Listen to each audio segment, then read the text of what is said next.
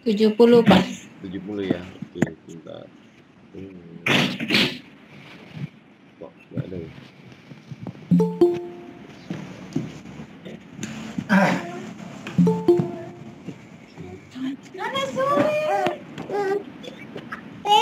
Mana Mbak Anam? Mati.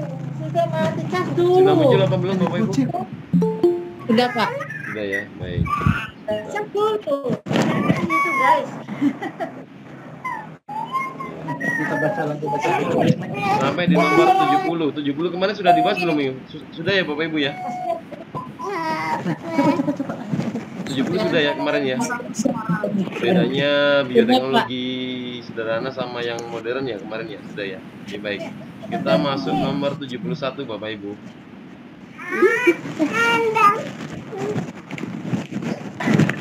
Baik.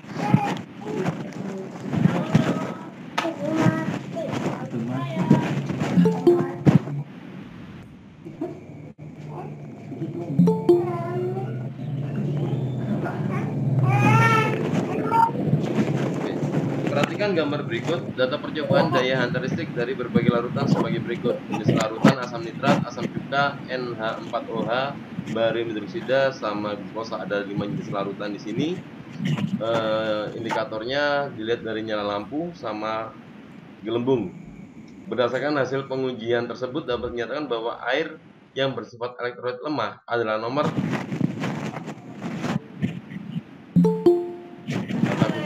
adalah elektrolit lemah Bapak Ibu. 2 dan 3 Pak. 2 dan 3, oke baik.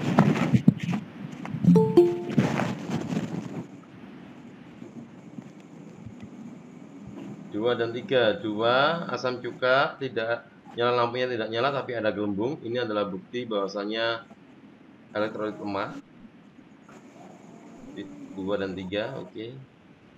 Kalau nyala ada gelembung, ini berarti dia adalah elektrolitnya kuat ya. Nah, ini berarti yang lebih kuat.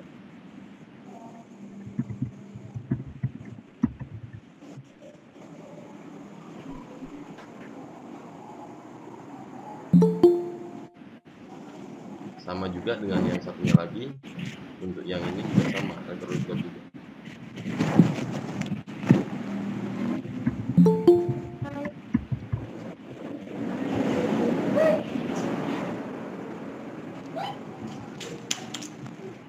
Dua dan 3 jelas Bapak Ibu, ada tanggapan lagi?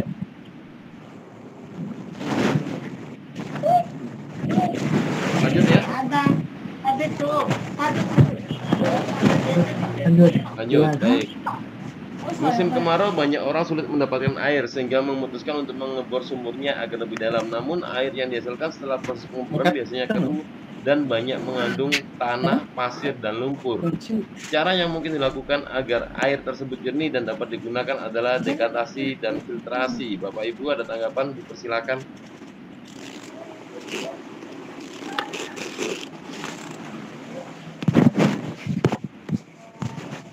Nama lain dekantasi apa Bapak Ibu?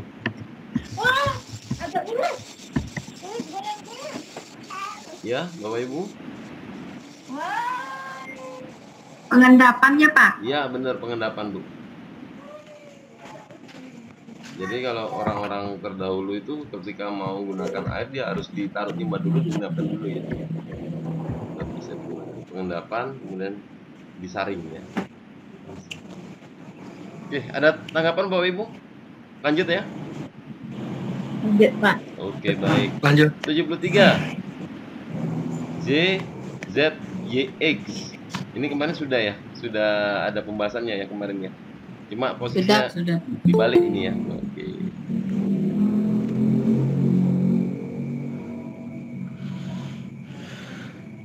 Yang X itu parotis gitu ya.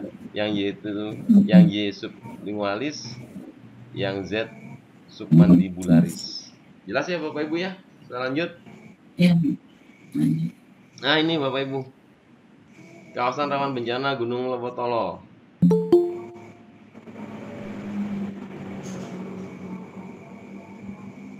Oke. Mitigasi yang perlu dilakukan oleh penduduk daerah Watu Duri. Desa Watuduri.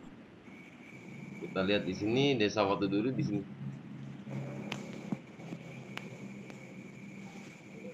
Ini kalau dari keterangannya di sini termasuk daerah KRB 1. KRB 1. Jadi ada beberapa ini apa namanya pola pewarnaan, citra pewarnaan yang dilambangkan dengan KRB 1, 2 dan 3. Kalau di KRB yang merah ini, KRB 3 ini memungkinkan selain terjadi awan panas juga lava, pijar, kemudian ada gas beracun juga ya. Ini ya. Saya tulis di sini aja ya. Di sini. KRB itu ya.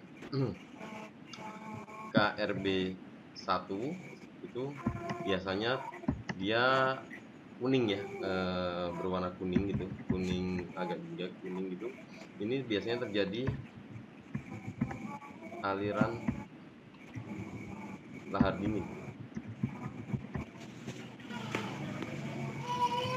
Kemudian di KRB 2 itu terjadi awan panas. Kemudian juga apa namanya? Hujan batu ya, hujan batu juga ada di sini. Kalau di KRB 3 itu ada lava pijar, kemudian gas beracun. Ini di KRB 3. Baik. Silakan Bapak Ibu kalau ada tanggapan.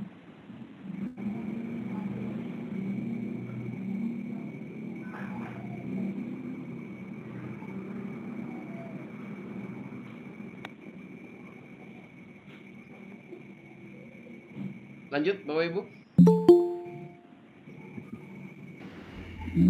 KRB 3 warnanya apa Pak? KRB 3 merah Bu. Merah. Ya. Yang KRB 2? KRB 2 kuning kejinggaan Bu. Oh, kuning kejinggaan. Ya, jadi yang abu-abu itu bukan Bu. Di sini warnanya Bu. Ini KRB 2. Ini ya, ini 2, yang ini 3. KRB itu apa Pak? Apa ya singkatannya Bu ya? KRB. Kawasan rawan bencana mungkin Pak. Ya bener Bu. Saya tulis. KRB kawasan rawan bencana.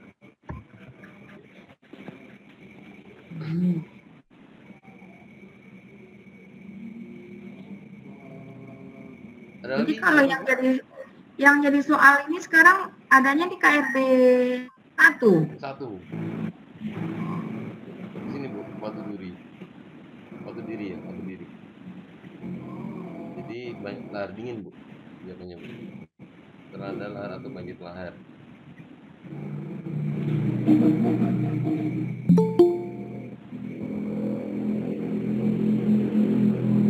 Ya, ada tanggapan Bapak Ibu yang lain?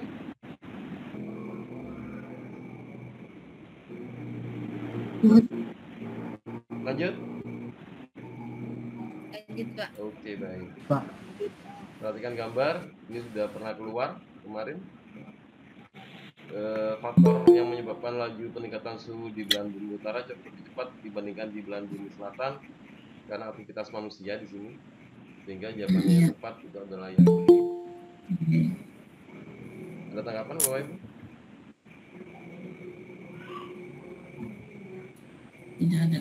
Lanjut Pak. Baik.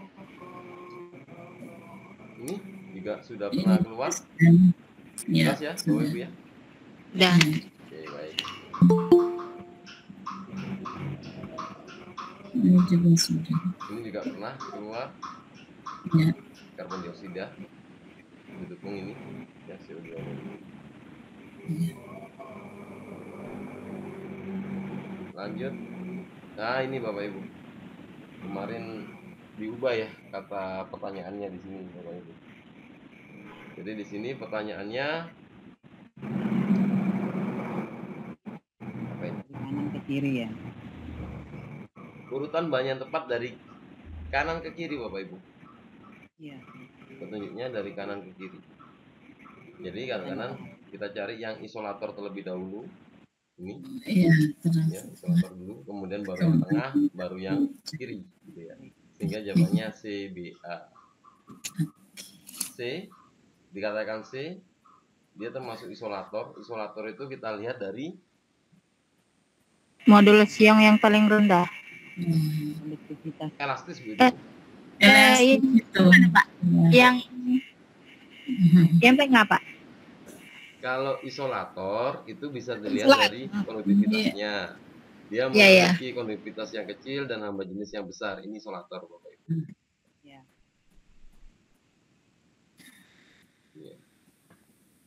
Iya.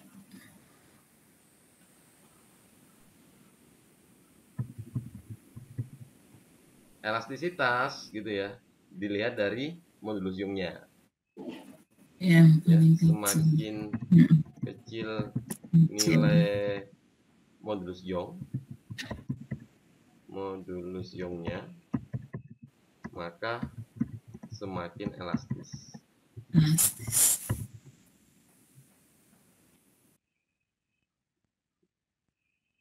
Ada pertanyaan, Bapak Ibu? Dipersilakan. Kemudian isolator listrik, isolator panas, kaku gitu ya. Nah, ini ditunjuk sama yang B. Di sini masih ada di sini apa namanya? Yang B di sini dia masih isolator. Ini juga sama isolator gitu ya. Jadi, ini juga sama isolator. Baik panas maupun listrik. Kemudian kaku. Kaku ditunjukkan modulus Young-nya dia 50. Jadi dia kaku.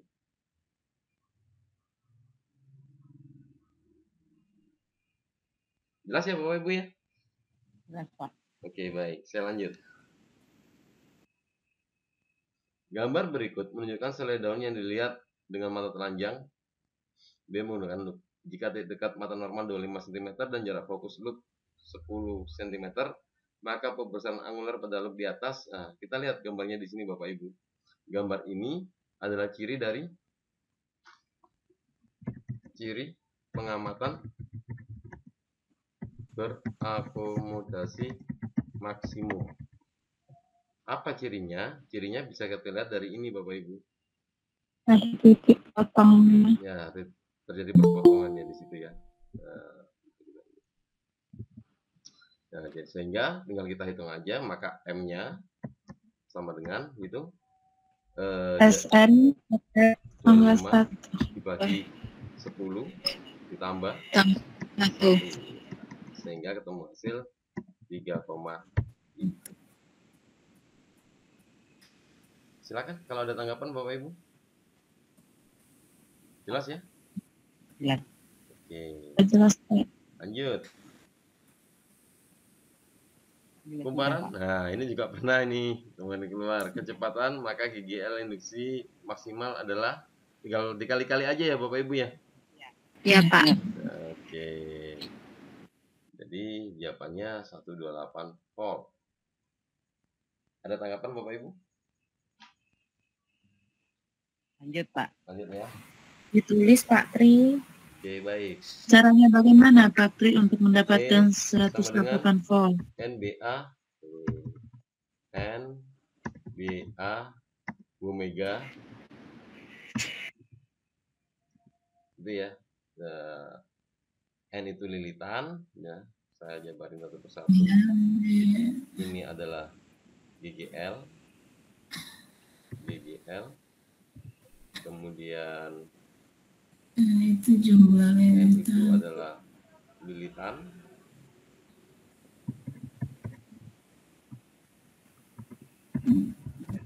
Kemudian B itu adalah apa Bu? B Bu? Medan ya? Medan magnet. Medan magnet. Medan magnet. Oke. Kemudian A Itu luas. luas penampang. Luas, Ya, penampang. 40 volt. Kemudian omeganya Sudut kecepatan Sudut. Kecepatan sudut. Sudut. Kecepatan sudutnya 40 radian per sekund. Nah, sehingga angka-angkanya tinggal kita masukkan semua Bapak Ibu. Dikali. Saya masukkan di sebelah sini aja. Gitu ya. Sama dengan N-nya 200 lilitan 200 dikali dengan B-nya 0,4 dikali dengan A-nya 0,04. 0,04 04. 0,04 ya. 0,4 0,4 ini kita sendirikan aja guys. A-nya di sini sama dengan 0,4 dikali dengan 0,1 gitu ya Bapak Ibu ya, sehingga diperoleh 0,04 ya. Nah, di sini nanti kita peroleh hasil sama dengan 0,01 0,04 sorry.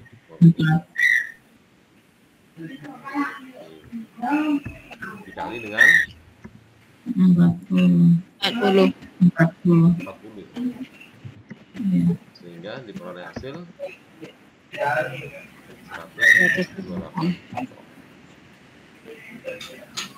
Jelas Bapak Ibu?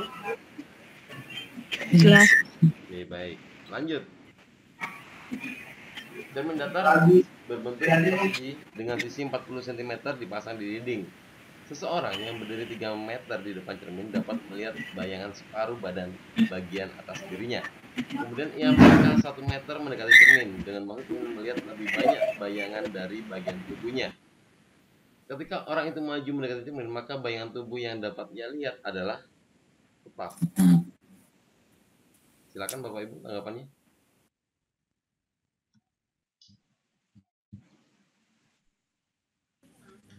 Mohon untuk dijelaskan Bapak. Gimana caranya? Cermin datar kan itu. Iya. Ya tetap. Kalau cermin datar kan sesuai dengan bayangan yang dihasilkan sama dengan itunya. Apa Bu?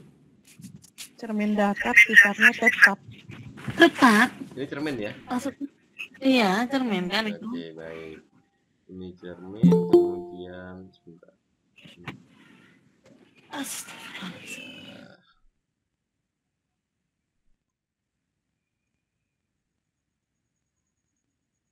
Kalau misalkan di sini saya gambar orang ya, atau ini saya titik panah ini saya anggap orang Bapak Ibu.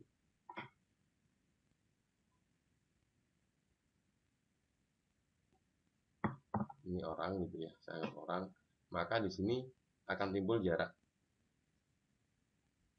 Jarak ini kita kasih dengan bayangan. ya, ini S gitu aja ya, atau sebesar A gitu aja. Otomatis di sini nanti akan timbul lagi titik yang sama.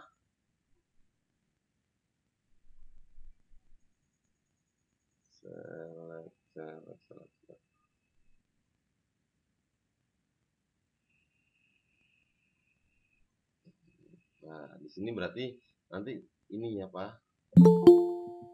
Ini adalah jarak bayangannya karena dia cermin datar, jarak bayangan juga sama sebesar A juga gitu kan.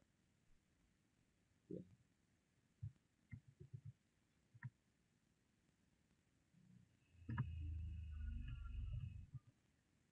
Saya kasih keterangan ini objek, ini adalah bayangan.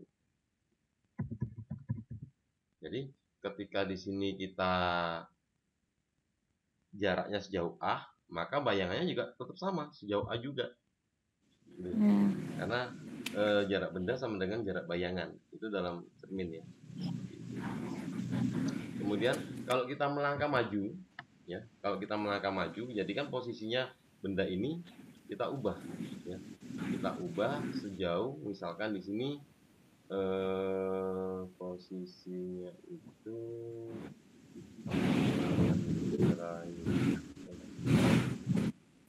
saya ubah ke sini, otomatis jaraknya ini juga bergeser, tidak apa namanya, jarak bayangannya juga bergeser gitu ya. Berarti bayangannya juga sama, bergeser juga sejauh jarak awalnya dia. Jadi ketika dia maju selangkah, kalau memang awalnya dia kelihatan separuh badannya aja, maka bayangannya juga sama walaupun dia maju selangkah. Mungkin ini penjelasannya Bapak Ibu. Silakan kalau ada yang ditanyakan Bapak Ibu.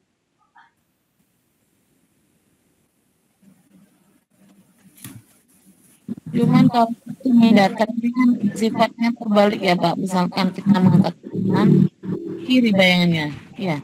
Sifat bayangan. Ya. Kemudian Tegak. ma besar. Oh, besar. Kejam. Tegak dan terbalik. Nah, ya. Ini Bu ya. Tegak dan terbalik. Jadi bukan terpisah. Jadi jadi satu tegak dan terbaliknya. Jadi ketika kita menghadap cermin, maka bayangannya menghadap ke kita.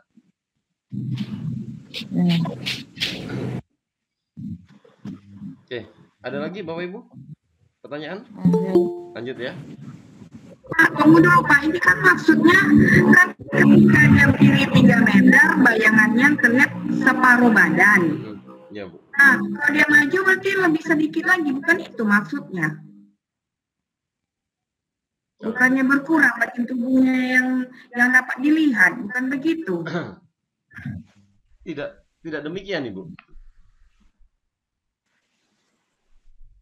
Kalau kita ngaca kan gitu Pak, kalau kita tambah dekat ke cerminnya, berkurang yang kelihatannya. Baik ya. Ketika tadi saya sampaikan, kalau ini posisi orang dia maju, gitu ya. Posisi orang ini maju. Kalau mana tadi? Bentar, gimana sih? Ini orang ini maju ke sini, maju Bu ya. Ya. Kemudian dia melangkah 1 meter mendekati cermin. Nah, seperti ini. Nah, maka di sini kan terbentuk jarak baru sebesar B gitu Bu ya. Ya, B gitu Bu ya. Nah, kita terus B gitu Bu ya.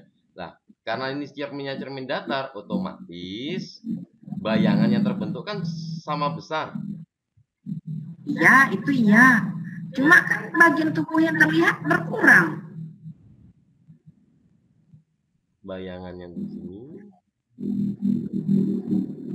Iya, kalau kita yang terlihat tadi misalnya tadi separuh. Ketika kita mendekati cermin tentu nggak separuh lagi yang kelihatan. Bagian tubuh yang terlihat di cermin. Bukan itu maksud dari soal. Kalau itu emangnya tahu saya jarak benda dengan jarak bayangannya itu sama tetap. Cuma ini kan bahasanya loh Pak. Iya Pak, saya juga berpendapatnya seperti Ibu Nadra Pak. Kalau kita maju kan, ya kalau kita maju otomatis apanya gambar bayangan kita akan lebih sedikit yang terlihat begitu. Karena ada kata maka bayangan ya. Iya itu. Yang ditanyanya itu kan bukan jarak bayangannya, tetapi bayangan kita yang terlihat di cermin itu gitu. Bapak Ibu pernah ngerjain soal gini nggak Bu? Waktu ngajarin cermin datar ini, berapa tinggi cermin minimum agar bayangan yang terlihat adalah utuh gitu? Pernah nggak? Nggak pernah. Baik, saya ya pernah nggak? Saya selesaikan pakai matematis Bu ya, pengertiannya ya.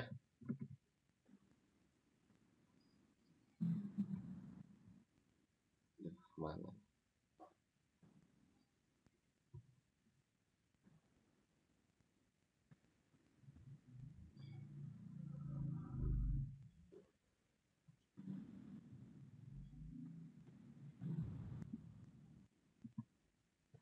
Ini misalkan posisi dia di sini awalnya.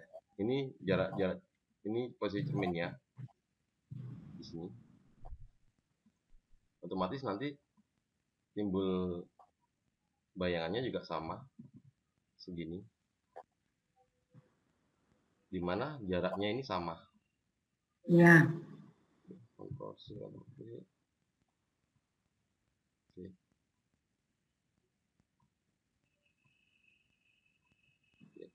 Seandainya ini saya buat garis Bu, dari sini saya buat garis. jadi konsep matematis, Bu. Yaitu kesebangunan. Jadi otomatis di sini, kalau di sini adalah A gitu ya jaraknya, di sini juga A sama juga. Berarti ada dua buah segitiga yang bisa kita gambar di sini, segitiga kecil itu yang sini, ini, sama segitiga besar adalah satu kesatuan. Jadi nanti kita bisa membuat dua buah segitiga. Nah, gambar segitiga, segitiga kecil.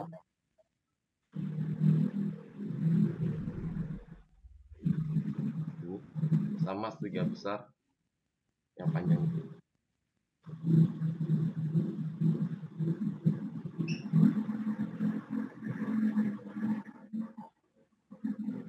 Dimana posisinya ini adalah jaraknya ini adalah A, yang di sini jadinya 2A, Bu ya. Ini adalah cermin dan ini adalah orang.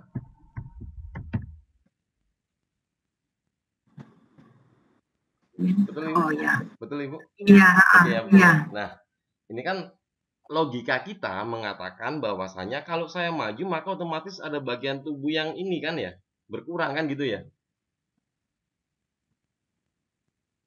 Kan Ibu tadi bilang begitu. Kalau saya maju Pak, berarti kan bagian tubuh saya berkurang. Iya. Gitu kan ya? Iya.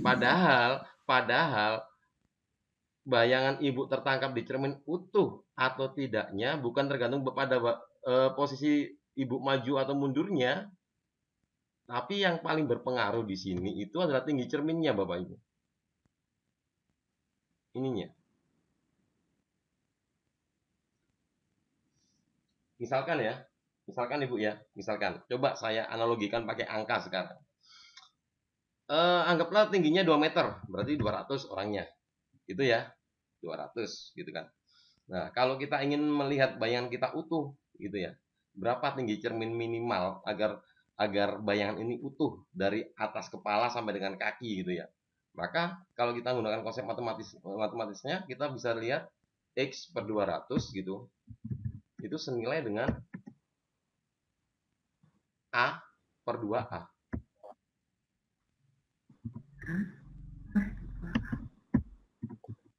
Atau X sama dengan 100 cm.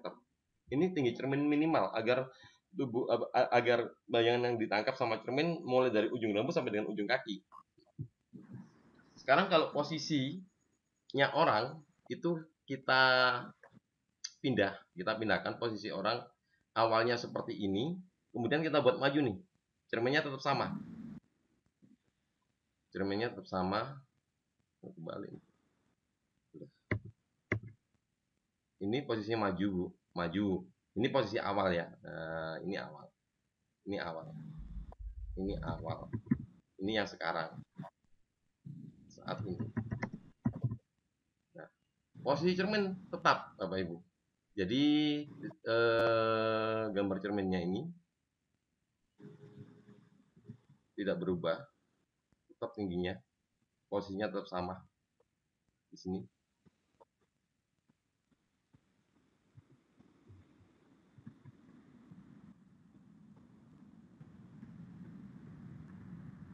Bayangannya juga sama, karena perbandingan jaraknya sama ya Bapak Ibu. Ya, karena perbandingan jaraknya sama. Jadi kalau ini B, maka ini juga B aksen juga sama. Sehingga perbandingan antara ininya tetap sama. Kalau kita masukkan juga sama, Bu. Artinya bayangan yang tertangkap tetap sama. Tidak berubah.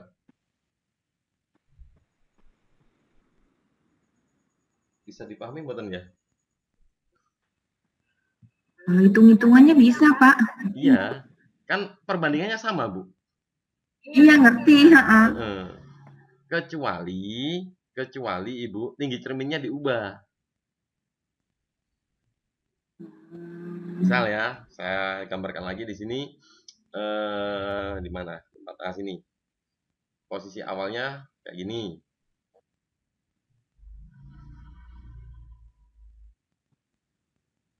Ini pasti awalnya.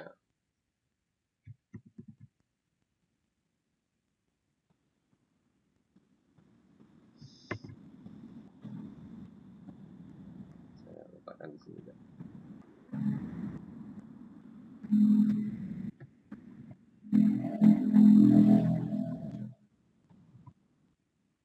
Nah, ini posisi awalnya seperti ini.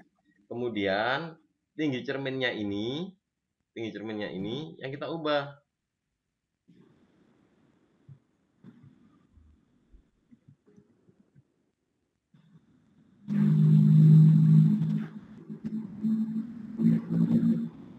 Tinggi cerminnya ini yang kita ubah. Nah, kita ubah menjadi ini, misalkan tinggi cerminnya ini kita ubah separuhnya. Nah, ini beda, Bu. Atau mungkin lebih ini.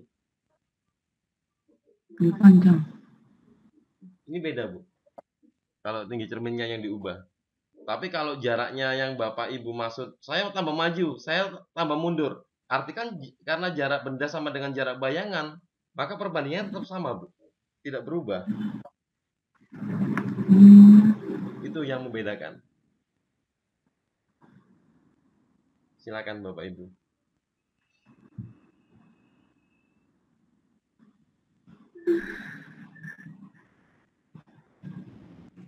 Mungkin melihat dari sifat bayangan saja, Bapak. Gitu ya. Jadi sifat bayangan di cermin datar itu kan, yaitu tetap sama besar, Iya.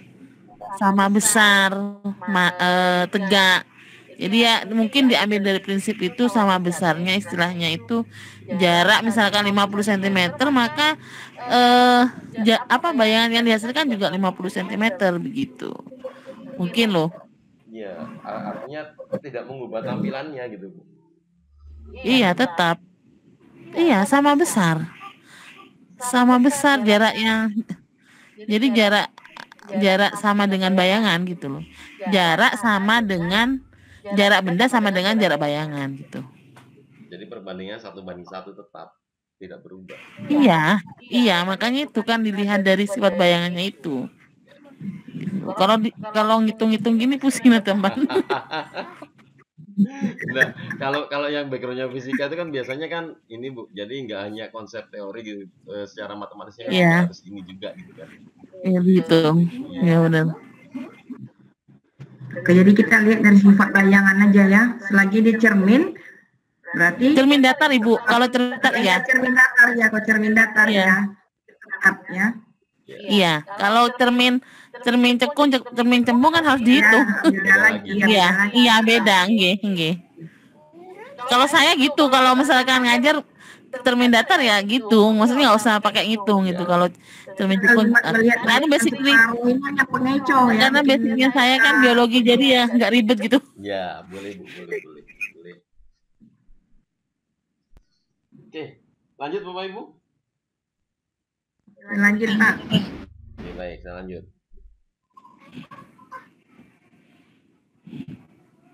Mengkonsumsi lemak 10 gram, 5% ya dapat dimakan menjadi energi mekanik. Energi tersebut digunakan untuk meregang pegas dengan konsentrat 500 kilon per meter sejauh 40 cm secara berulang-ulang. Jika kalori yang dihasilkan adalah 36 kJ per gram, maka energi tersebut mampu meregang pegas sebanyak, ini jawabannya 450 kali. Perlu dihitung Bapak Ibu? Iya Pak. Perlu Pak. Menjaga. Oke, baik. Kita cek dulu ketersediaan energi, Bu.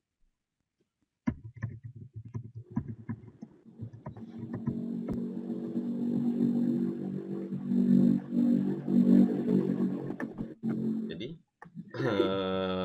kalori yang dihasilkan di situ 36 kJ per gram. Kita lihat di sini 5%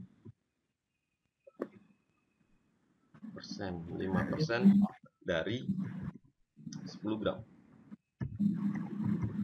senilai dengan 5/100 kali 10, ketemu hasil 0,5 ya Bu ya, 0,5 gram. Jadi energinya yang kita pakai 0,5 gram. Terus kalor yang dihasilkan sini ada, jadi kalor yang dihasilkan sebanyak 36.000 ya. Ya. Per gram. Jadi 1 gram 1 gram itu menghasilkan 36.000 joule gitu ya. Berarti kalau 0,5 gram berarti kita kalikan. Berarti energi yang ada gitu ya. Energi yang ada 36.000 dikali 0,5 gitu kan. Diperoleh hasil sama dengan 18.000 joule energinya. Nah, pegas ada energi potensial Bu ya, sama dengan setengah K kosanta X kuadrat ya, X kuadrat sama dengan setengah K nya 500 dikali dengan 0,4 kuadrat. Diperoleh hasil sama dengan setengah, tutup aja lah, setengah dikali 500 dikali dengan 0,16 ya. Betul Bapak Ibu? Ya. 250 kali 0,16 sama dengan 40 kali 40 joule ya. Oke, nah sehingga di sini banyak peregangan yang terjadi. Berarti tinggal kita bagi aja sama dengan 18.000 dibagi dengan 40 ya. Diperoleh sama dengan 450 kali. Jelas Ibu, Bapak? Jelas Pak. Oke, baik, bisa lanjut. Perhatikan grafik hubungan V terhadap T, maka jarak yang ditempuh benda selama 10 detik adalah jaraknya Bapak Ibu. Ini hubungannya, grafiknya antara kecepatan terhadap waktu. Nah, 10 detik. Jaraknya 10 detik. Jadi 10 detik itu startnya dari sini. Ya, dari sini sampai sini Bapak Ibu. 10 detik. Berarti cara mudahnya tinggal kita ini hitung aja sesuai dengan luas bangunnya aja. Ini kan ada 3 bangun ya, ini bangun yang pertama gitu ya, bangun yang kedua, bangun yang ketiga gitu. Nah, yang pertama bentuknya apa ini? Trapesium ya. Luas bangun 1 sama dengan jumlah sisi sejajar gitu Bu ya. Berarti kita jumlahkan di situ 8 ditambah dengan 4 dibagi 2 dikali dengan tinggi 3. Jadi posisi bangun ini Bapak Ibu, posisi bangun ini saya balik gitu ya. Posisi bangun yang pertama ini saya balik. Jadi bangunnya enggak gini, tapi saya tidurkan aja gitu loh bangunnya maksudnya. Jadi posisi bangunnya itu saya balik kayak gini.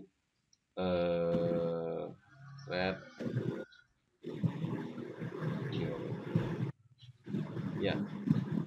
Jadi yang atas ini 0 ke 4, oh berarti ini 4 gitu ya. Ini 4 gitu. Kemudian yang bawah dari 0 ke 8, oh berarti ini 8 gitu. Kemudian tingginya ini, oh ini 3. Makanya saya tulis jumlah sisi sejajar bagi 2 kali tinggi gitu. Berarti sama dengan 18 ya. Oke. Terus kemudian luas bangun yang kedua dengan luas bangun yang kedua, tambah 4 itu sama dengan panjang kali lebar, gitu aja kan ya. Berarti dari 3 ke 7. 3 ke 7 itu 4 Bu ya. 4 dikali dengan tingginya ini 8. Sama dengan 32 ya. Oke, kemudian luas bangun yang ketiga itu sama dengan kayak tadi, trapesium kayak tadi. Jumlah sisi sejajar ini yang pendek 0 ke 8, 8 berarti 8 ditambah dengan 0 ke 12, 12 dibagi 2 dikali dengan tingginya. Tingginya berapa ini? 3 ya. 7 ke 10, 3 ya. Nah, ini sama dengan 30 ya. Betul Bapak Ibu? 8 12 Jadi 80. luas total sama dengan 18 ditambah dengan 32 ditambah dengan 30 diperoleh hasil luas totalnya adalah 80 ya. 80. berdua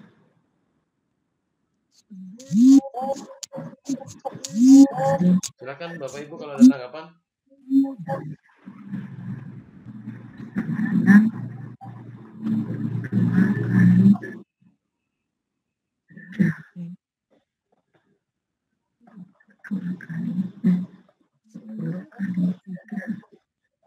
Tiga puluh.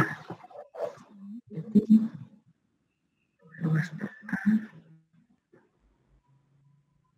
18 tambah 30 sama dengan 20 80.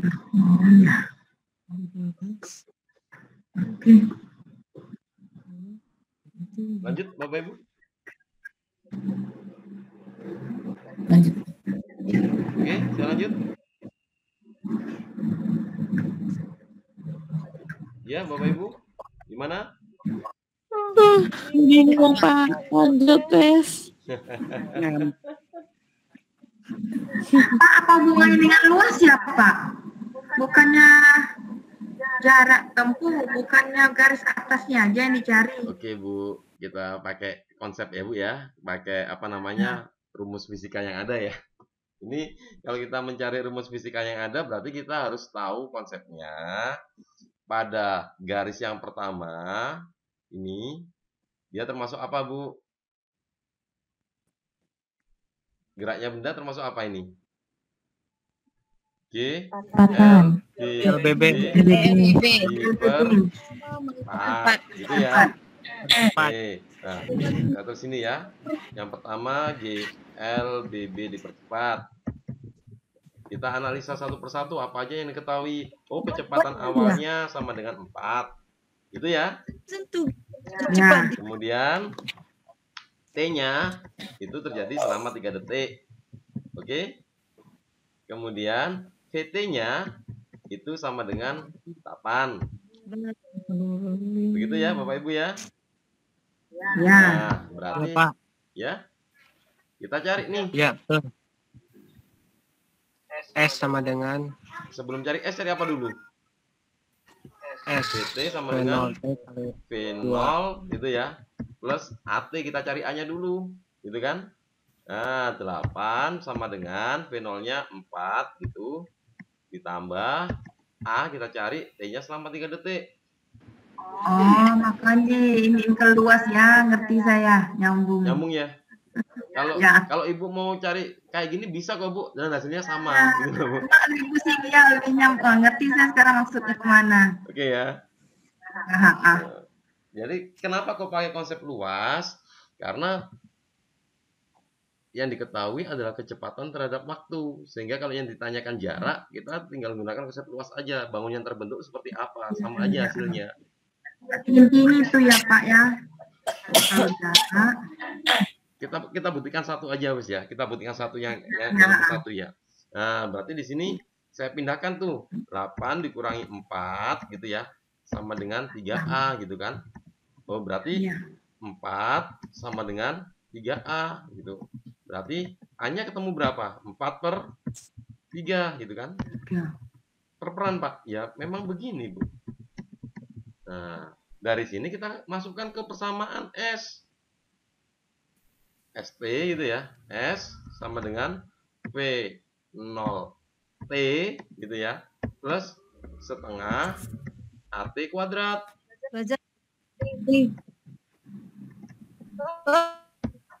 V0-nya 4.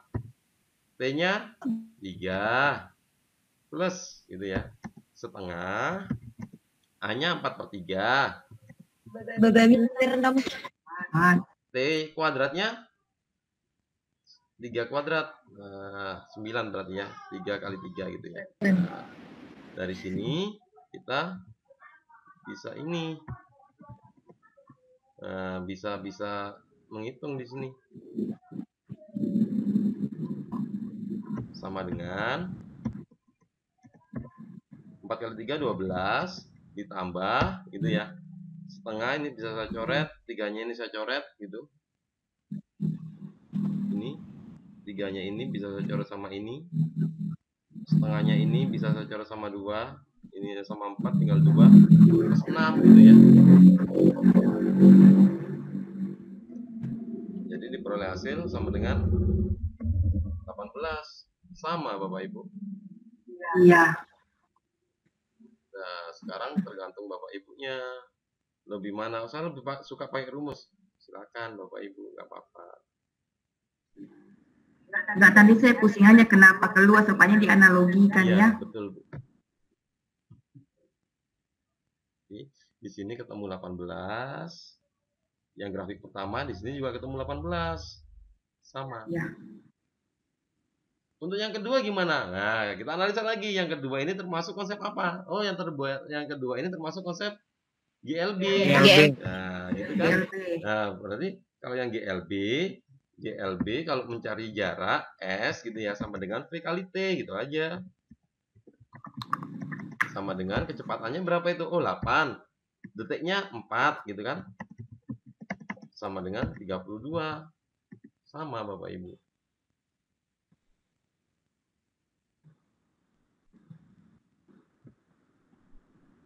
Bisa dipahami ya Bapak Ibu ya? Ya bisa, Pak. Baik. Lanjut ya Bapak Ibu ya. Lanjut, Pak. Lanjut. Oke. Tindakan infus akan dilakukan pada seorang pasien yang memiliki tekanan darah 75 mm Hg di atas tekanan atmosfer. Jika tabung cairan infus diletakkan pada ketinggian H yang menghasilkan tekanan histostatik kurang dari 75 mm Hg, kemungkinan yang akan terjadi tekanan darah pasien mengalami kenaikan, cairan infus dari tabung tidak dapat mengalir masuk ke pembuluh darah, tekanan darah pasien mengalami penurunan, proses infus berjalan terbalik, darah dari pembuluh darah pasien tidak mengalir ke selang infus. Jawabannya di sini cairan infus dari tabung tidak mengalir. Silakan Bapak Ibu tanggapannya.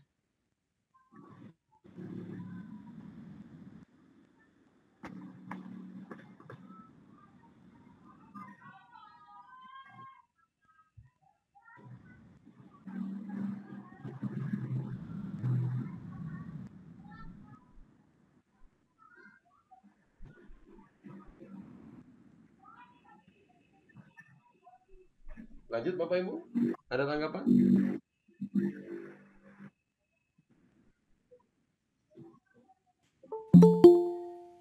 Biar bisa mengalir berarti gimana, Pak? Konsepnya tekanan itu mengalir atau bergerak ya. Tekanannya mengalir ya biasanya. Mengalir dari tekanan yang tinggi menuju tekanan yang rendah. Ini konsepnya Bapak Ibu.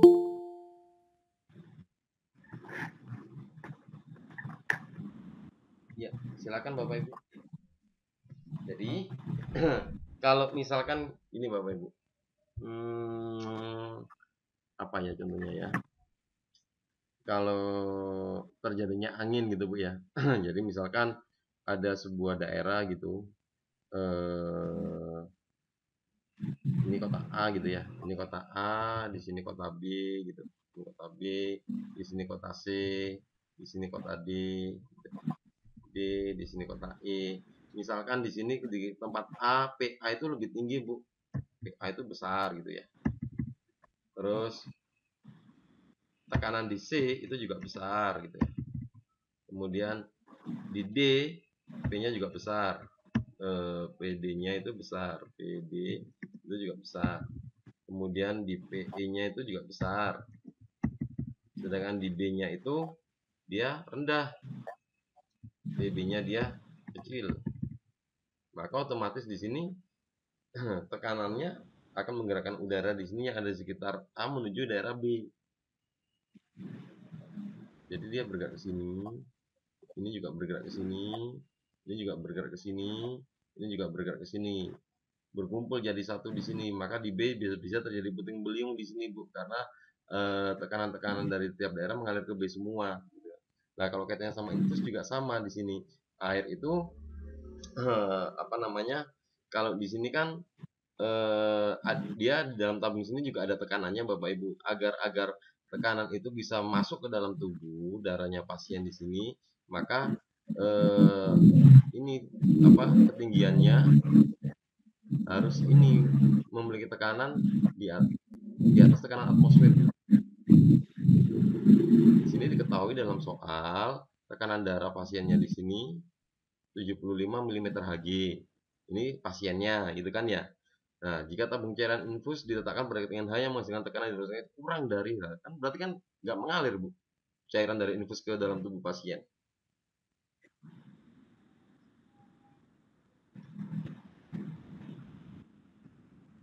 Misalkan soalnya saya ubah, ternyata tekanan pasiennya ini misalkan 70 mm Hg, kemudian cairan infusnya diletakkan menghasilkan tekanan hidrostatik senilai 75. Jadi di sini kalau misalkan saya ubah pasien tekanannya misalkan tekanan darahnya 70 mm Hg. Kemudian cairannya itu diletakkan pada ketinggian yang memiliki tekanan 75 mm Hg. Nah, kalau gitu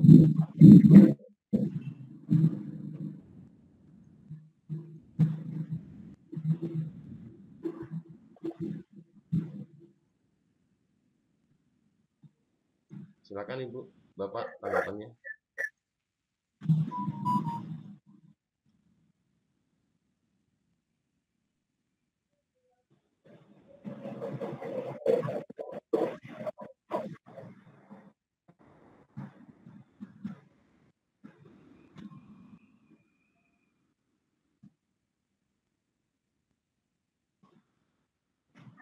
Oke. Gimana Bapak Ibu? Ada tanggapan?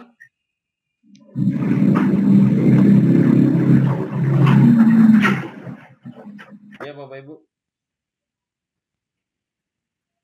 Berarti intinya ketinggiannya harus lebih besar dari tekanan ya Pak ya? Intinya cairan infus itu harus memiliki tekanan yang lebih besar daripada tekanan darah pasien untuk bisa mengalir.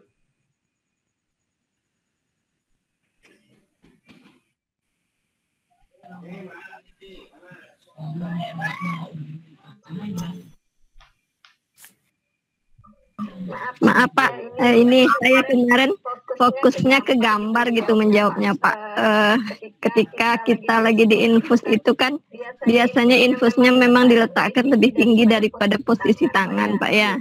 Jadi makanya saya berpikiran itu jawabannya ketika infus itu berada pada ketinggian H dari tangan kita, maka cairan infus itu akan berjalan dengan lancar gitu. Makanya kemarin jawabnya yang C Pak. Oh gitu ya, iya Bu.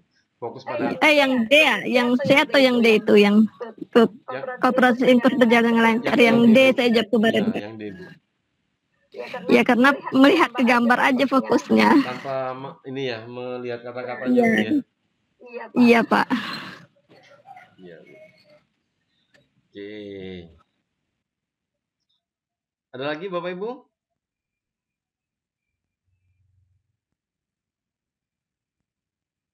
Baik, saya lanjut ya. Lanjut, Pak. Oke. Perhatikan pernyataan berikut ini. Perbedaan waktu antar daerah di bujur bumi yang berbeda, perbedaan lamanya siang dan malam, gerak semu tahunan matahari, pergantian siang dan malam, pergantian musim, revolusi bumi. Mudah ya Bapak Ibu ya ini ya. 2, 3, dan 5. Ada pertanyaan? Ada tanggapan? Disilakan.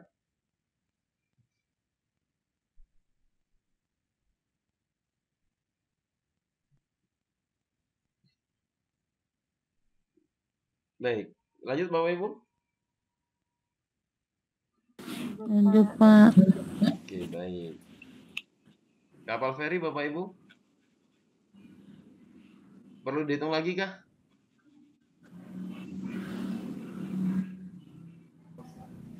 Iya, Pak. Oke ya, kita hitung lagi ya. Perlu Pak. Sebentar ya.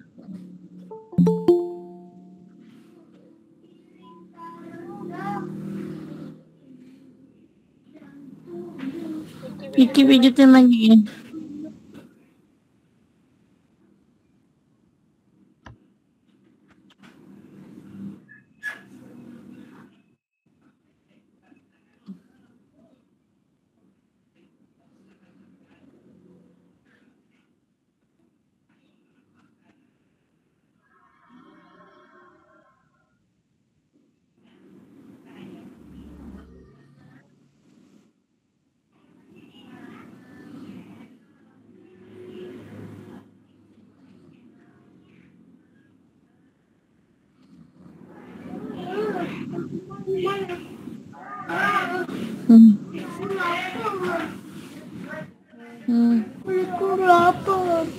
Ngomong apa? Ngantuk banget nak. Baik aja. Baik kan enggak mami. Coba tanya. Mama ngantuk Ki.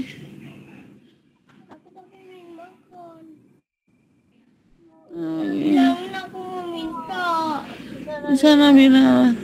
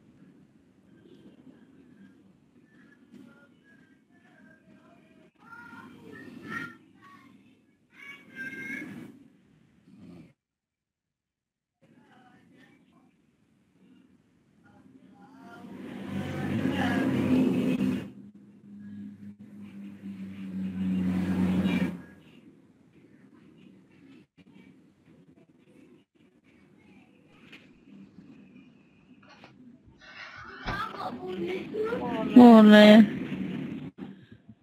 Kobayashi mas, tante kau.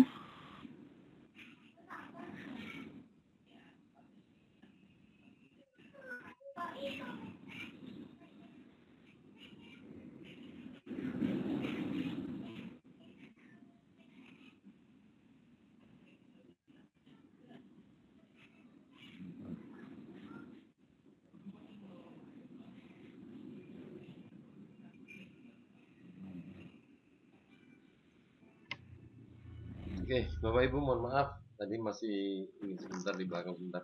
Oke, sebuah kapal feri memiliki bobot 500 ton. Kapal tersebut digunakan untuk mengangkut penumpang yang memiliki rata-rata massa 120 kg. Feri tersebut akan tenggelam jika seluruh lambung kapal berada di dalam air dengan volume lambung kapal sebesar 560 meter kubik. Jumlah penumpang maksimum yang dapat diangkut oleh feri tersebut sekitar berapa orang? Anggap massa jenis air lautnya 1000 dan G 10 meter persegi kuadrat. Kemarin gimana Bapak Ibu konsepnya? Jadi kalau di sini ada kapal feri ya, kapal feri. Gimana ya? Itulah kotak itu aja ya. Kotak-kotak udah.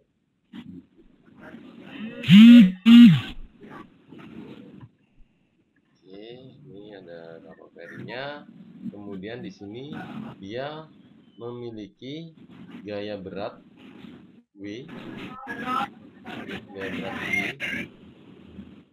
Kemudian dia juga bekerja gaya apung ke atas, F apung. Nanti di sini dari dua jenis gaya itu kita bisa terus F apung gitu ya. F apung itu sama dengan W. W di sini adalah W kapal gitu Bu ya. W kapal dengan plus W orang. Berarti F apung itu adalah rho dikali dengan G dikali dengan W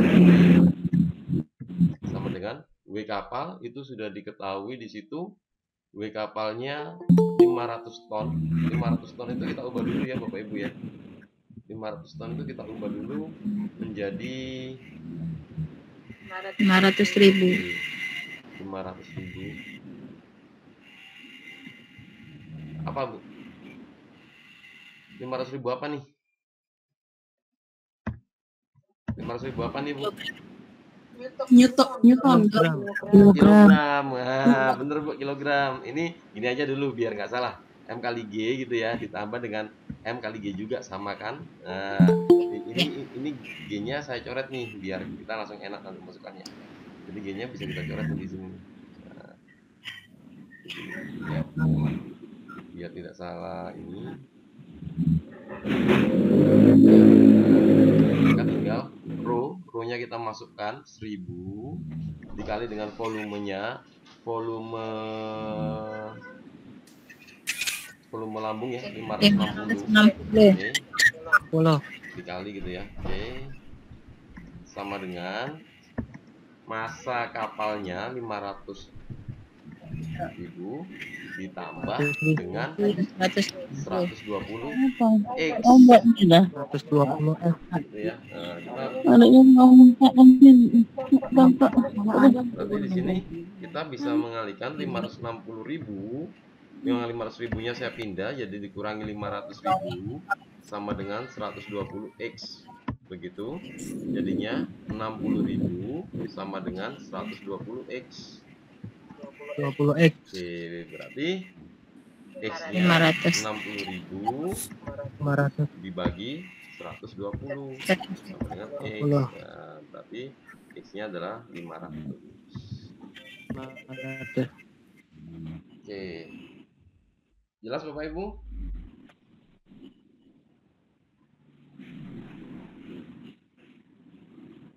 Lanjut ya? Lanjut, Oke, Pak. baik. Jika diketahui R1 sama dengan 6 ohm, R2 2 ohm, R3 6 ohm, E 10 volt, maka arus terbesar yang mengalir terletak pada hambatan keberapa nih Bapak Ibu? Gambar ini, kalau saya R1-nya 6 ohm.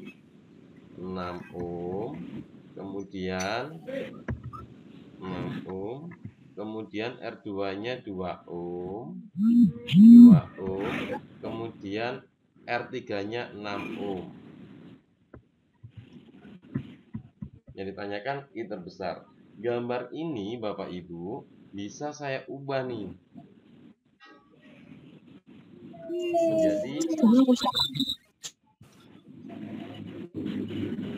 jadi gimana ya Bapak Ibu ya? Boleh nggak kalau saya ubah kayak gini Bapak Ibu gambarnya? Saya gambarin dulu aja lah. Dari tengah tetap ini. Tetap ini dari tengah.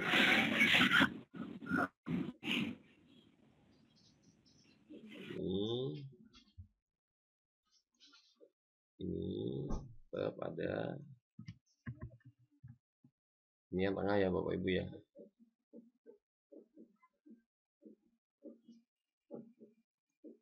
Ini.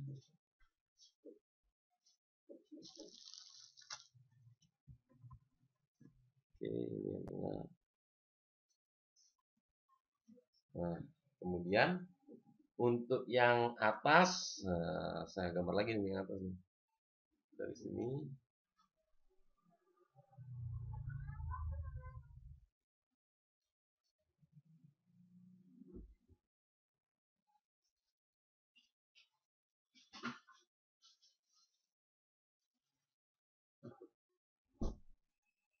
sini. Terus yang bawah saya pindah ke atasnya lagi, Bu.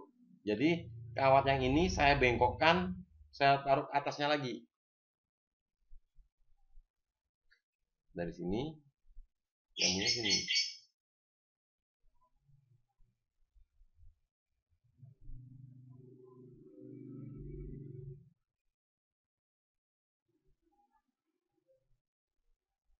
Kita tulis yang diketahui, ini 6, ini 6, ini 2. Oke, Bapak Ibu bisa memahami gambar yang saya buat, bukan? Bapak Ibu, E dengan 2 tetap. Atasnya ini yang di sini. Gambar yang bagian bawah R3 saya lengkungkan ke atasnya, Bu. Boleh nggak, Bu?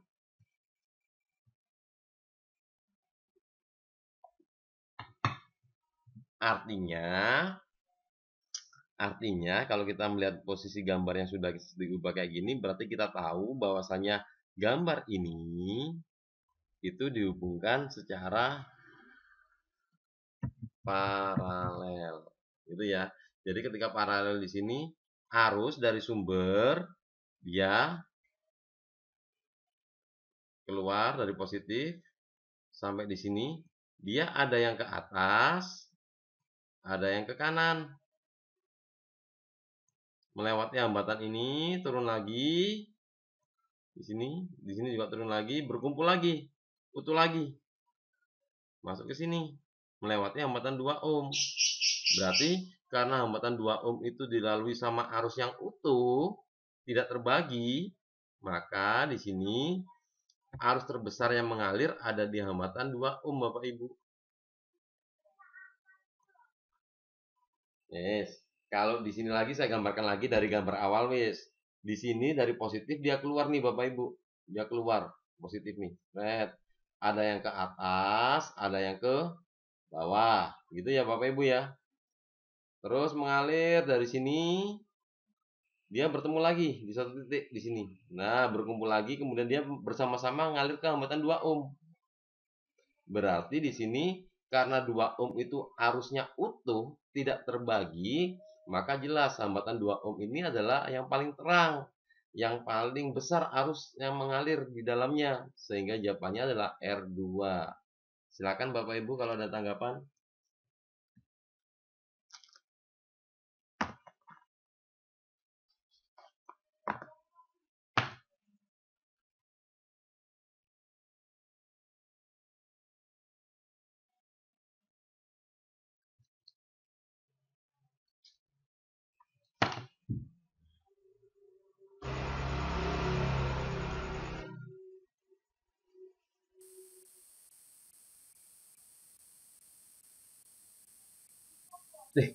Terputus ya Bapak Ibu ya?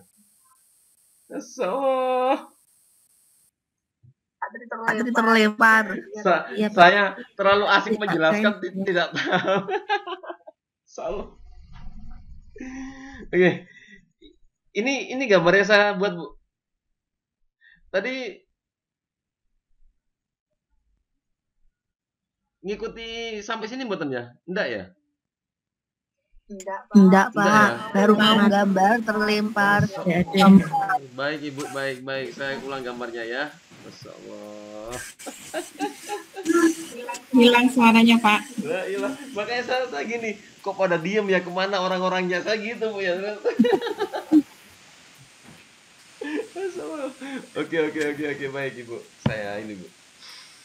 Oke, baik. Sebentar ya, saya back aja dulu dah. Back itu mana ya backnya? Kita introduce.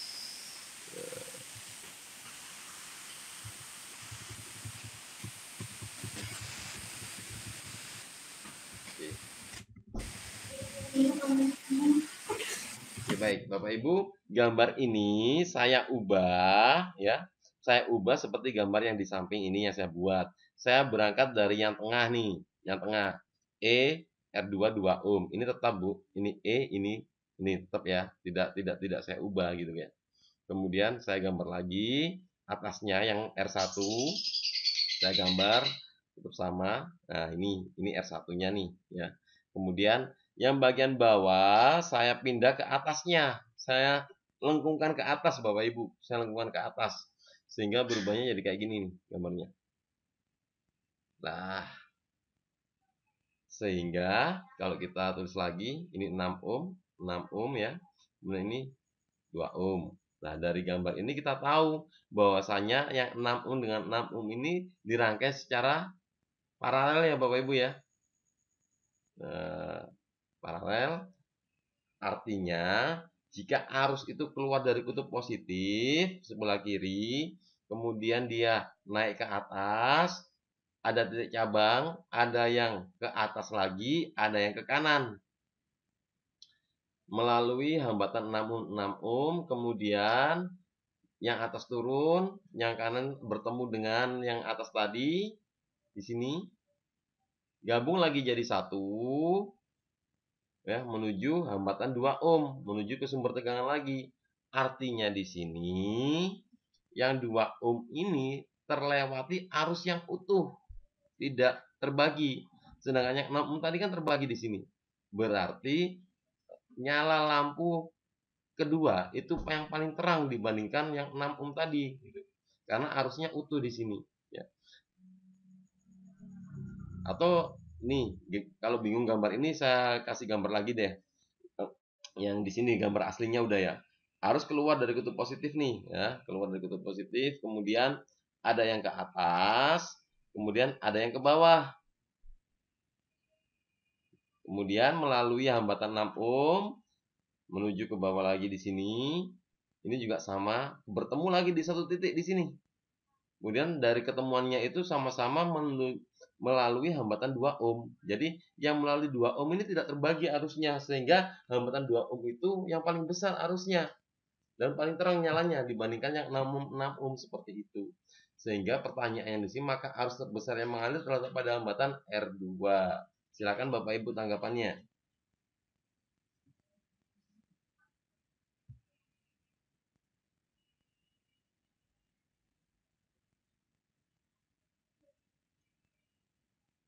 Ya, Bapak Ibu. Jelas, Pak. Jelas ya? Oke, baik. Lanjut nih. Nah, ini sudah nih. Kanji ya. Pak Joni mengkombinasi 3 lapis benda, tidak mulur. Nah, tadi mulur itu dilihat dari modulus Youngnya, pengantar panas yang baik, itu dilihat konduktivitas termalnya, sama jenisnya isolator atau tidaknya di situ. Nah, pertanyaannya di sini yang tepat dari bawah ke atas. Ya, bagian bawah tidak mudah mulur, berarti dia kaku. Kaku itu bisa dari angka 20, 50 atau 70. Tergantung dari sifat yang lainnya. Tidak mulur, mampu menghantarkan panas dengan baik. Ini berarti dia konduktor. Ya, konduktor. Namun sebagai isolator, nah ini mampu menghantarkan panas, ya, mampu menghantarkan panas, tapi dia sebagai isolator listrik maksudnya Bu ya. Jadi dia tambah jenisnya nantinya. Jadi di sini yang memungkinkan dengan sifat yang bagian bawah ini, satu, tidak mudah mulur. Dilihat modulus Youngnya, kemungkinan bagian bawah itu bisa dikombinasikan dari benda Z, X, dan V. Ya, jadi yang bagian bawah ini itu bisa dikombinasikan dari bagian V, X, atau Z kalau kita lihat dari tidak mudah mulurnya ini. Namun karena mampu menghantarkan panas dengan baik, berarti kita mencari konduktor panas yang baik. Konduktor panas yang baik ada di poin V dan poin Z.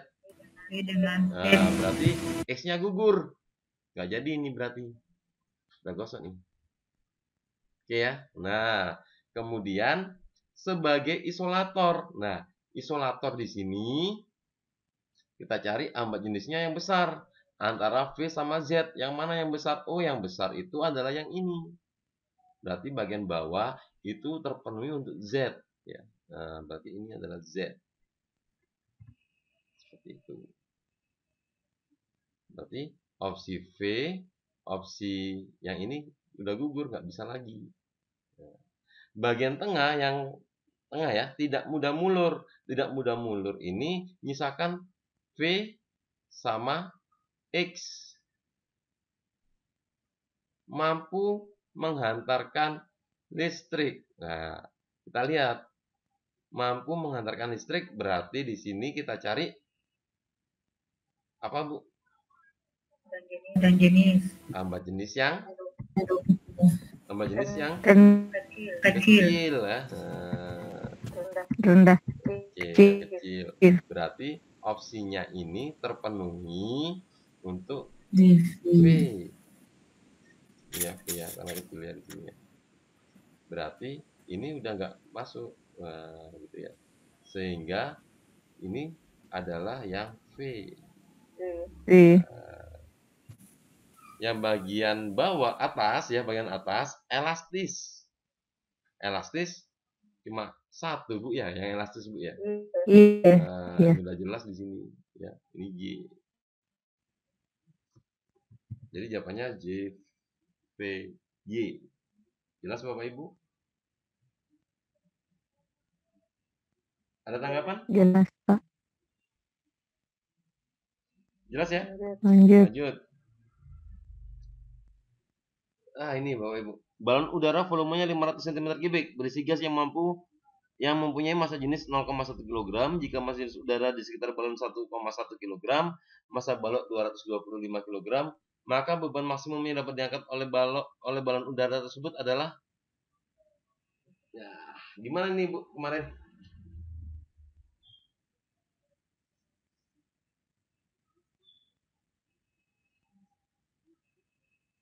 Bu, Pak. Iya, Bapak. Gimana ini yang kemarin 89?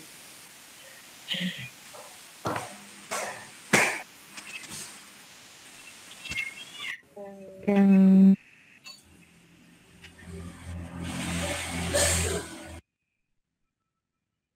Bingung ya? bingung, Pak.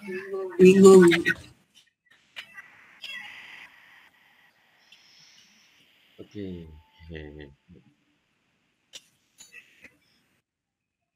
Ini sama sih, FA sama dengan W. Maya, W ya.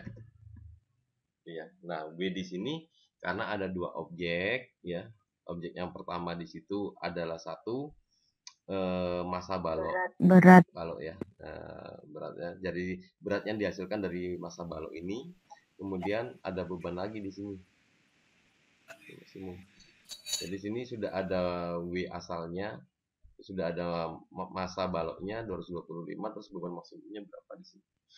Sehingga di sini kalau kita masukkan ke dalam persamaan, FA itu kan rho, itu Bu ya, G itu ya, Jenis kali sama dengan gravitasi total ya, massa total kali dengan gravitasi gitu kan. Nah, gravitasinya saya coret nih. Saya coret. Sudah. Kemudian apa lagi nih, Bu?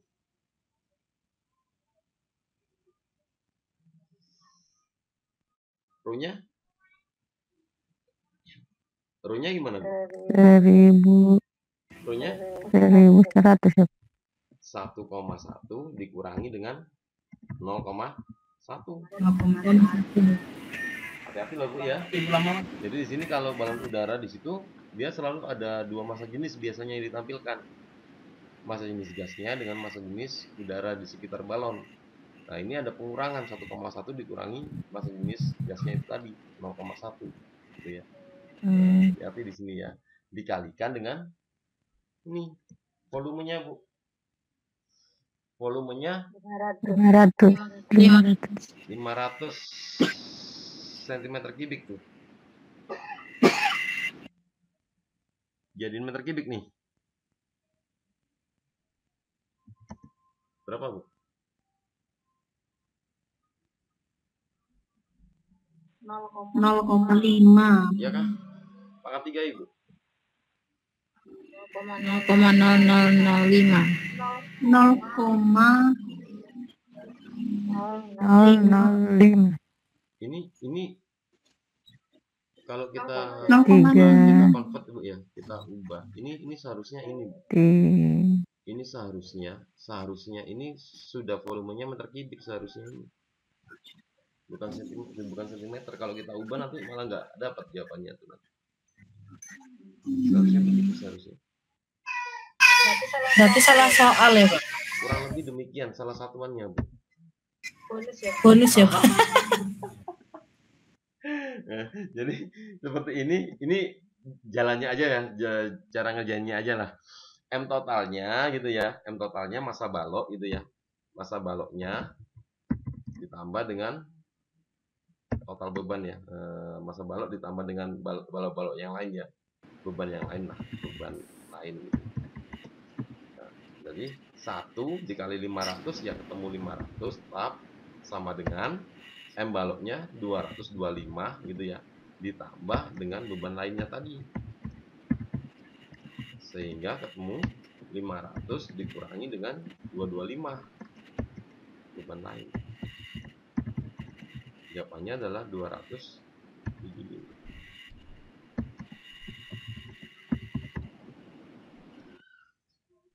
Oke, silakan Bapak Ibu kalau ada tanggapan.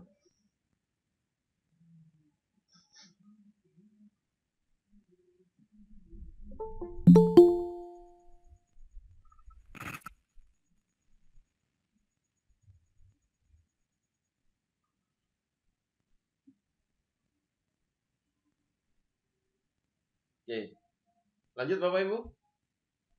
Lanjut Pak. Oke, baik. Lanjut, Pak. Kalau ini udah sempat dibahas ya kemarin ya? Bahas lagi? Nggak sempat dibaca Pak, panjang soalnya. Gambar berikut menunjukkan tangan orang yang sedang memegang bola bermassa 42 kg dengan posisi lengan atas tegak ke atas, lengan bawah mendatar. Massa lengan atas 2 kg dengan pusat massa 12 cm dari sumbu sendi siku. Jarak bola ke sumbu sendi siku 30, percepatan grafiknya 9,8 untuk menahan posisi lengan bawah mendatar atau preset pengejangan gaya tarik F pada ujung tulang lengan yang berjarak 3 cm dari sumbu. Besar gaya F adalah titik.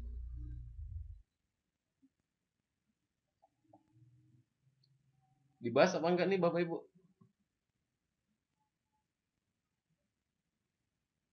Oke.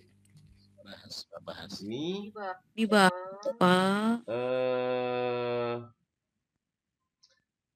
Sama sih konsepnya, pakai keseimbangan juga sama sebenarnya. Jadi tinggal kita mengalihkan aja lengan gayanya dengan gaya yang bekerja ya. Jadi F gitu ya, F dikali lengan gaya senilai dengan W dikali dengan lengan gaya. Nah, karena di sini W-nya di sini ada 2 Bapak Ibu. Yang pertama itu adalah W dari benda ya, W dari benda ini. Kemudian W yang kedua itu berasal dari mana tadi? Lengan atasnya ini ya. Ini lengan atasnya di sini. Di sini ada W-nya juga di sini. Ya, di sini ya. Sehingga W-nya total nanti Bapak Ibu. Jadi tinggal kita tulis F-nya tetap F gitu. Kemudian lengan gayanya kita lihat di sini berjarak 3 cm dari sumbu. Jadi kita tuh 3 cm gitu aja, nggak usah kita ubah nanti, karena sama-sama cm nanti bisa saling menghilangkan gitu Bapak Ibu. Lengan gayanya di sini W itu adalah berat gitu ya. Berat itu adalah massa dikali gravitasi, sehingga di sini W yang pertama kita peroleh dari W ini. Di sini ini saya tulis W1 gitu ya. W1, di sini ada W2. Ya, berarti kita tinggal masukkan aja nilainya. W1 itu 4,2 dikali dengan 9,8 dikali dengan 30 cm ditambah ya W2-nya di sini 2 kg dikali dengan 9,8 dikali dengan jarak. 12. Nah, ini kan 30 cm ya. Senti. Ini juga senti. Sehingga senti dengan senti bisa saya keluarkan, bisa saya coret gitu ya nanti ya. Sehingga kita nggak usah ngopet satuan sentinya. Senti, senti, senti. Nah, dari sini tinggal kita bagi yang bisa kita bagi Bapak Ibu ya. Nah, jadi F di sini, F ini kita bagi 3 semua Bapak Ibu. Kita bagi 3 semua sama dengan, kenapa kok dibagi 3? Karena ini 3F gitu ya. Biar jadi F kan dibagi 3 gitu kan. Berarti di sini ini bagi 3 ketemu 10. Berarti di sini 10. 10. Kemudian ini dibagi 3 ketemu dengan 4. 4.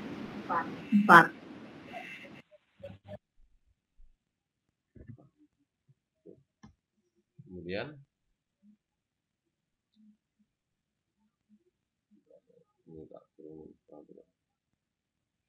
berarti sisanya di sini F sama dengan, tinggal kita kalikan nih Bapak Ibu, 4,2 ya, dikali dengan 9,8 dikali dengan 10 ditambah dengan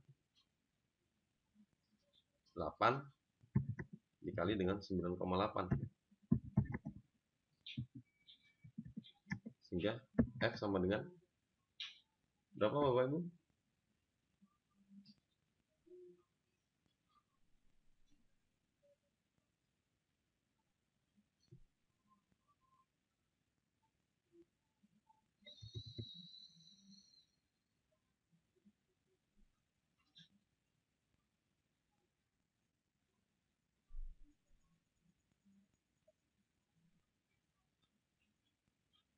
Empat 11,6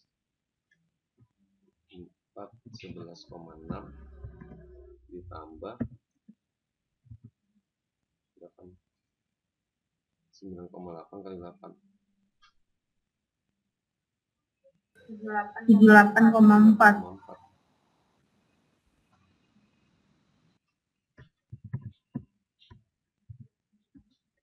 hasilnya 460.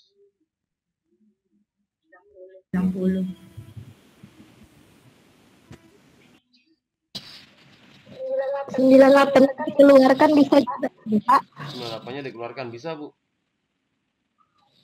lebih enak Bu, Lebih cepat. betul Bu. Jadi di sini perhitungan secara matematisnya bisa kita sederhanakan, F gitu, F sama dengan 9,8-nya kita keluarkan gitu, dikali dengan 4,2 dikali 4,2 kali 30. 10 Bu ya, ditambah Oh iya, dengan sudah 8. dibagi.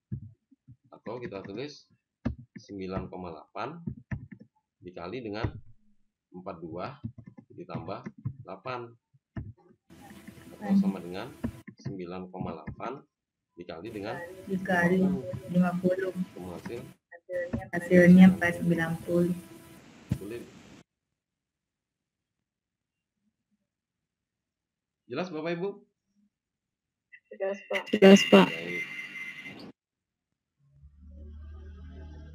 91.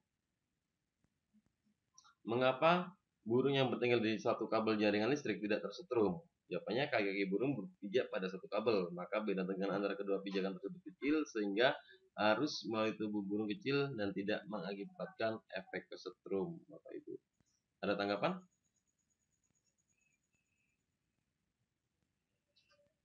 Jelas ya Bapak Ibu ya? Jelas, Pak. 92. Pendulum mana sajakah yang digunakan bila akan melakukan percobaan untuk menilai apakah simpangan awal mempengaruhi periode Bapak Ibu? Periode salah satunya adalah ini ya. Simpangan awal mempengaruhi periode.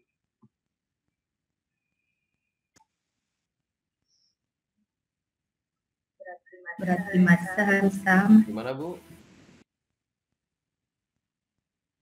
Bagaimana Bu? T sama dengan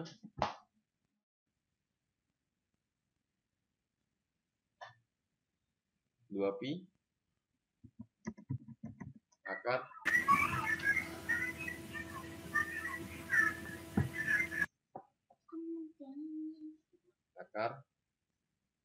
L per G, Bu, ya. L per G, di mana L adalah panjang senar atau dawai, kemudian G adalah gravitasi. Nah, di sini yang memungkinkan kalau kita ingin meneliti apakah simpangan awal mempengaruhi periode, berarti kan di sana kan sudutnya, Bu, yang harus dibedakan ya, sudut yang pertama. Yang kedua, usahakan ada yang tetapnya sama, yaitu masanya kita menggunakannya sama. Dengan L juga sama, Bu. L-nya sama. Jadi jangan menggunakan panjang tali yang berbeda. Panjang tali yang sama di sini itu ada di poin 1, kemudian di poin 4, dan di poin 5. Seperti itu. Ini panjang L yang sama.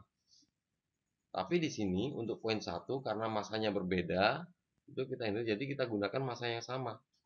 60-60. Jadi jawabannya di sini adalah 4 dan 5. Silakan tanggapannya Bapak Ibu.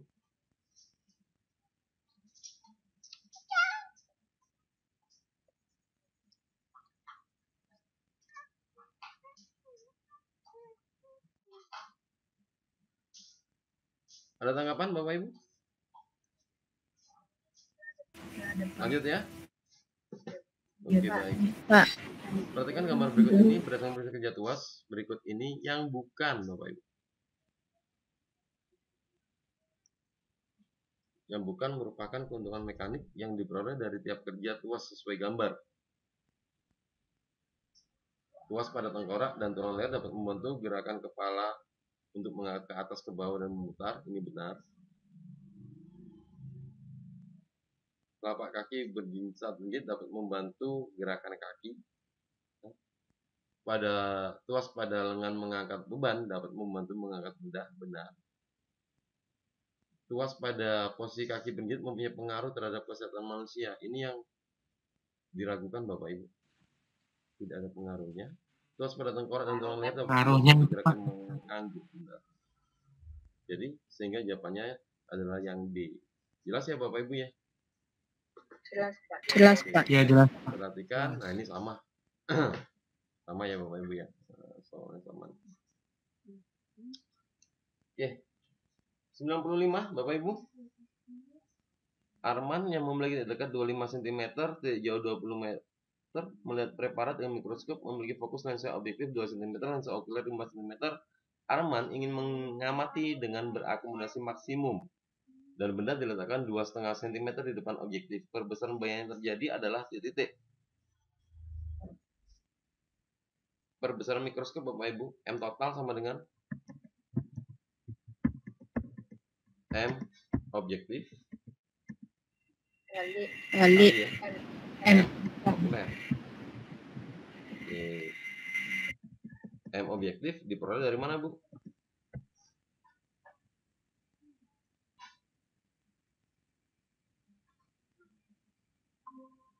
Bapak Ibu.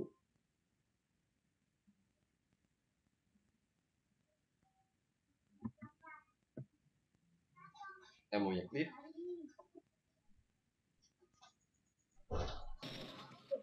SOB aktif per SOB.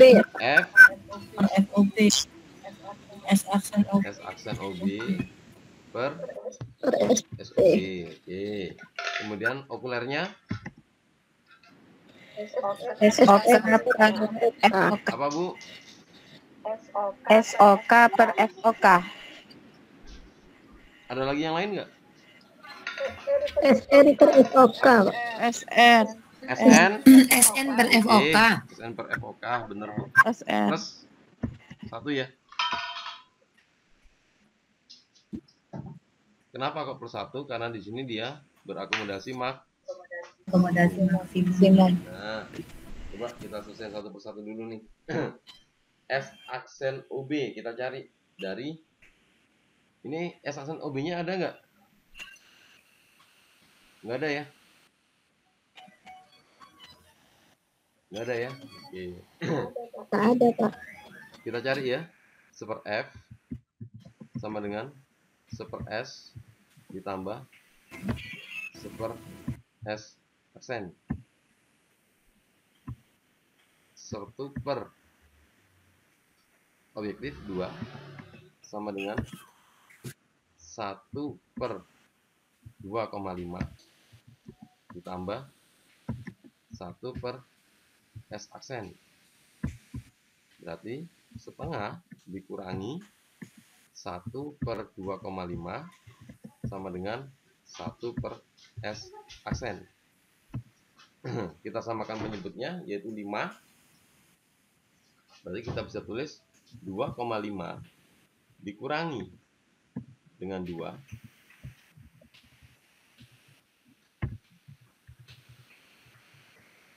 dibagi 5 itu sama dengan 1 S aksen. Berarti S aksennya tinggal kita balik. Ini kan hasilnya 0,5 per 5 sama dengan 1 per S aksen gitu. Berarti S aksennya tinggal kita balik 5 per 0,5 sama dengan S aksen. Jawabannya adalah 10 ya. S aksen. Kita masukkan sama dengan 10 dibagi S 2,5 dikali dengan SN-nya 5 dibagi dengan FOK-nya 5 sama dengan 4 dikali dengan 6. ya 6. Silakan Bapak Ibu, ada tanggapan?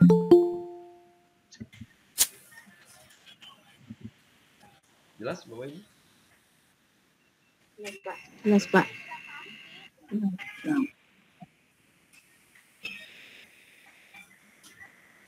Perhatikan data pertumbuhan kecambah berikut ini yang tidak benar mengenai pengaruh kondisi gelap atau terang terhadap pertumbuhan dan perkembangan makhluk hidup adalah laju fotosintesis di tempat gelap lebih cepat. Silakan Bapak Ibu tanggapannya.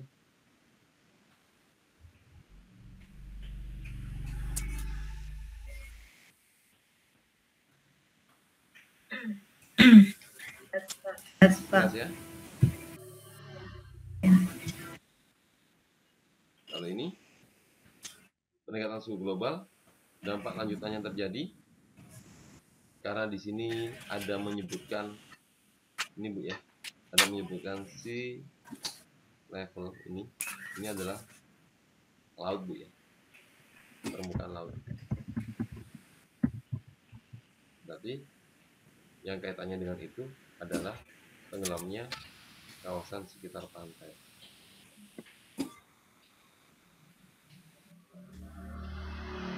Lanjut Bapak Ibu. Oke. Gambar gunung es, volumenya 8.000 meter kubik. Ini sudah kita bahas kemarin. Maka massa es itu adalah